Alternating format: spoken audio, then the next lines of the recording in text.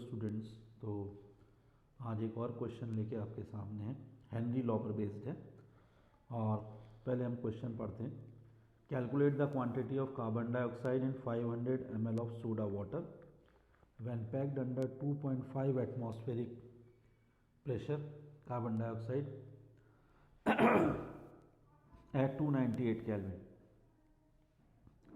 KH आपको दे रखा है इसमें कार्बन डाइऑक्साइड के लिए 1.67 into 10⁸ pascal. 1 atmosphere equals to 101,325 pascal. ये आपके पास यूनिट ऑफ कन्वर्जन भी गिवन है। अकॉर्डिंग टू द क्वेश्चन आपकी carbon dioxide is a gas, आपको गैस की सॉल्युबिलिटी की बात है। Law obviously we have to use Henry law. अब हेनरी लॉ लगाने के लिए आपके पास जो क्वेश्चन में पहली चीज़ डाटा नोट करें, calculate the quantity. Quantity means आपको इसका अमाउंट फाइंड करना है कार्बन डाइऑक्साइड का। क्या क्या आपके पास गिवन है कि एच वैल्यू गिवन है 1.67 इंटू 10⁸, क्योंकि ये पास्कल में है आपके पास, तो इसको आप कन्वर्ट कर लीजिए 101,325 से डिवाइड कर देते हैं।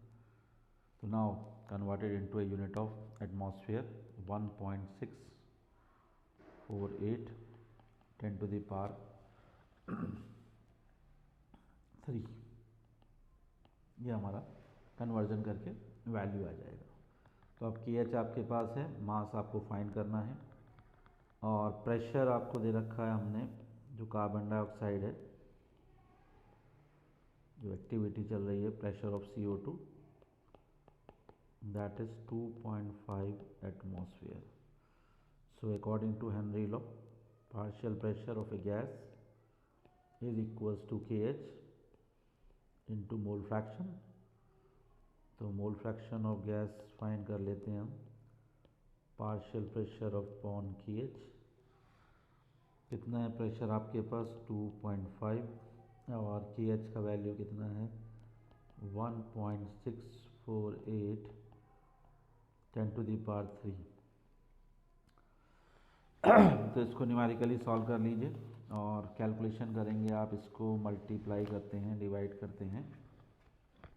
तो कैलकुलेट करने के बाद जो वैल्यू आपके पास आ जाएगा 1.52 10⁻⁻3।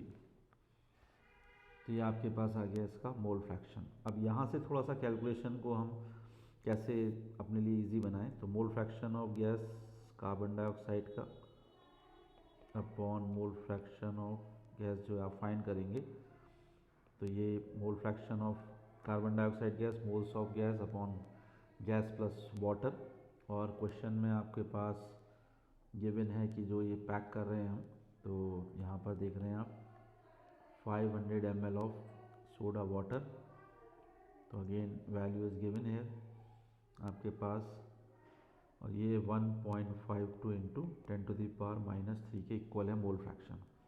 अब यहाँ पर एक कंसीडरेशन आप क्या लगा सकते हैं, क्योंकि आप देख रहे हैं mole fraction is too low, value आपको नज़र आ रही है, मोल फ्रैक्शन बहुत कम है।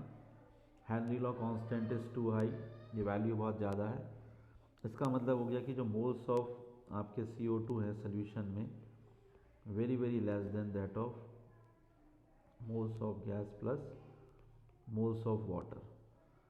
इसलिए आप इसे नेग्लेक्ट कर सकते हैं, एंड दैट वैल्यू भी equals two moles of water के बराबर ले सकते हैं। ये कंसीडरेशन हम क्यों ले रहे हैं, क्योंकि हमारा जो मोल फ्रैक्शन है वो बहुत कम है। ठीक है, तो इसको डाटा में यूज़ कर लें।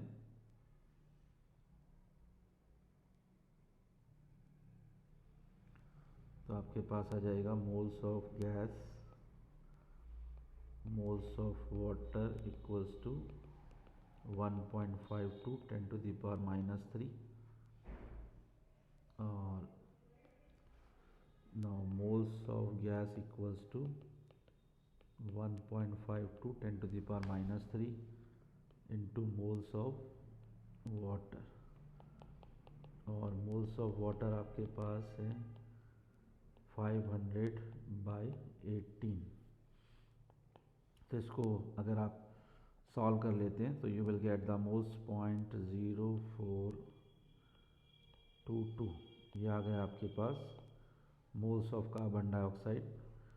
और मोल्स क्या होते हैं आपके पास? मोल्स को we can say mass of carbon dioxide upon molar mass of CO2, that will be equals to 0.042। तो mass of carbon dioxide 0.0422 into molar mass of CO2, और इसको मल्टीप्लाई कर देंगे तो ये 1.857 ग्राम आ जाएगा, और ये आपका रिक्वायर्ड आंसर। Thank you.